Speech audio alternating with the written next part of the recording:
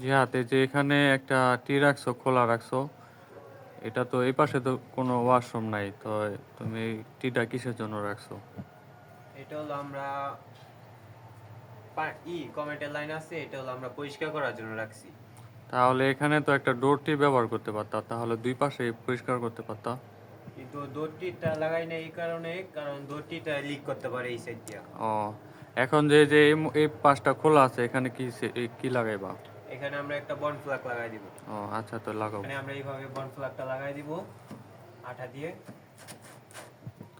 এই যে এখানে যে একটা ডোরটি ব্যবহার করলাম না, লিক করবো, তাহলে এই বন ফ্ল্যাগ দাও তো লিক করবো। বন ফ্ল্যাগটা আমরা হলো সচরাচর এইভাবে লাগাই থাকি। তাহলে এটা এইভাবে লাগাইলে এইভাবে তো লিক করবো। এভাবে লিক করবে না, এটা হলো আমরা ভালো করে টাইট করে দিব যাতে লিক না করে। না, এইভাবে লিক করবো না, ভুল লাগাইছো। তুমি একটা 45 ডিগ্রি এলবো নাও, নাও। এই 45 ডিগ্রিটা ব্যান্ডা লাগাও। লাগাইছো? হুম। সোজা করে লাগাও। ওকে। এখন যে অবস্থায় আছে, এখানে কি ক্লিন করা যাব? এখানে ক্লিন করা যাইব? জি। এখন ওই যে বন ফ্ল্যাগটা লাগাও। হুম।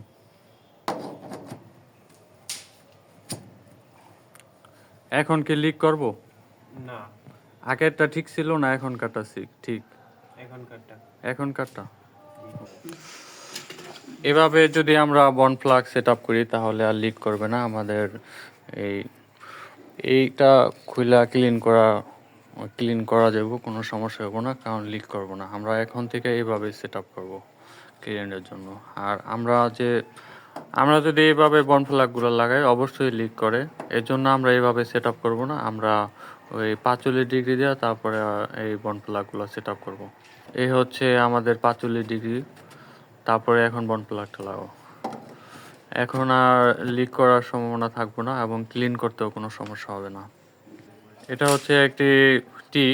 আমরা প্লেন টি ব্যবহার করব না, আমরা অবশ্যই হোয়াইট টি ব্যবহার করব। হোয়াইট টি ব্যবহার করলে পানি এই ক্লিয়ারভাবে যাতায়াত করতে পারে। এটা হচ্ছে একটি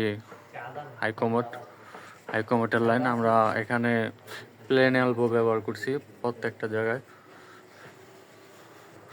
আর ডোর ব্যবহার করলে লিক করার সম্ভাবনা থাকে।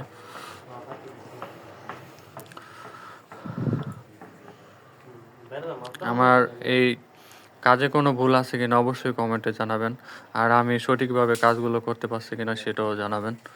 যদি কোনো ভুল কাজ করে থাকি, অবশ্যই আপনারা যদি ভুলগুলো ধরে দেন, অবশ্যই আমি কাজগুলো শিখতে পারবো, আরও আধুনিক করতে পারবো। আপনাদের আরও নতুন নতুন কাজ আমি দেখাইতে পারবো। আসসালামু আলাইকুম।